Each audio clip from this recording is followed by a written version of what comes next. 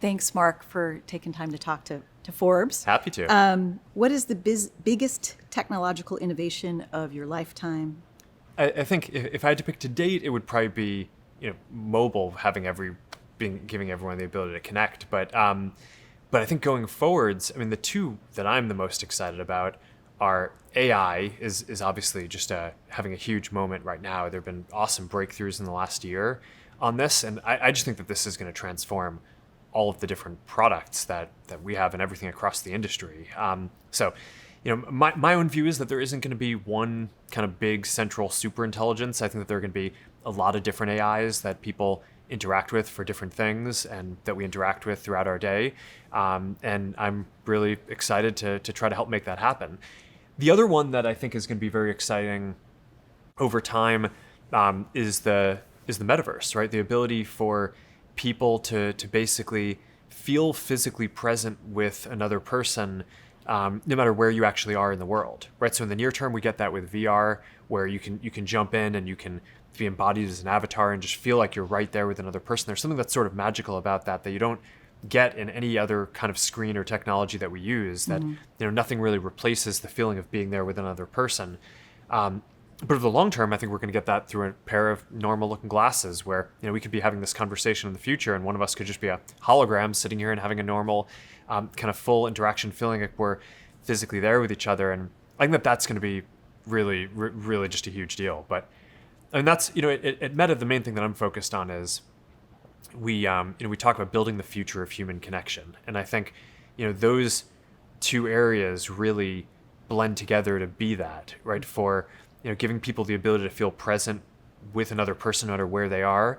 And then also over the long term, giving people the ability to interact not just with people, but also AIs and businesses that they care about in different ways is just all part of the future of making the world more connected. So I think it's super exciting. I mean, this idea of putting on glasses and then you could be a hologram or I could be a hologram, is that a decade or more away? Like any idea? No, I hope not. Oh, less? Really? Yeah, less. Well, Wow. First of all, you are going to be able to do it, and you can do it with Quest Pro today, and when Quest 3 comes out, you'll be able to do it with mixed reality, right? So the first headsets that we made were virtual reality, which basically meant that you kind of were fully immersed in a world around you. Now you put on the headset, and by default, you're kind of in your living room, or you see the physical world around you, and you see digital objects overlaid on that. And I think that's so we're starting to get that, and I think over the coming years, we'll get to this zone where it's the digital world isn't just something that we access through phones or screens. It'll be more and more just kind of blended into the world around us. A lot of the art or the games or media or screens or it's actually an interesting thought experiment just to think about how much of the stuff around you could be a hologram, right? I mean, your chair can't be because you need to physically sit on it. Food can't be because you need to physically eat it. But like most of the other things around us actually probably could be holograms over time, and that's going to open up a lot of interesting opportunities too. So you're getting that with these kind of headsets like Quest already. That millions of people have access to. And then my hope is that over the next several years, we'll also get increasingly powerful glasses. But that's a very hard tech problem because you're basically fitting like the equivalent of a supercomputer into a pair of normal looking glasses. So making things small is hard. I think that's why I was thinking Yeah. it would take a decade. Because like thinking about the difference in size between what the Quest 3 and the Ray-Ban stories, those are pretty different, Yeah, and it's not necessarily that you're going to be able to do the same thing with both. Just like, a computer might have more power on your desk than your phone, but, you can still do a lot of awesome stuff with your phone. My guess is that glasses will walk around throughout the day with them. They won't be quite as powerful as what you'll be able to do with a full headset. But so maybe if you're like sitting down to work on something, or if you're like a surgeon and you're going to do a remote surgery, then you probably want like a more powerful VR headset, not just a small pair of glasses. But for like mobile use cases, walking around in places where you're going to be interacting with a lot of other people live, where you want to be, you want to see the people around you, not just have a headset on. I think that's going to be super useful. So I think it's going to be this decade. What would you say is the hardest part of running Meta?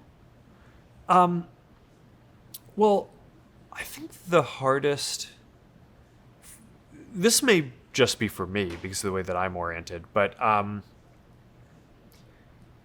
It's a big company, and I think getting the people right and the culture right is the thing that both matters the most and is sort of the hardest to dial, especially as a company scales.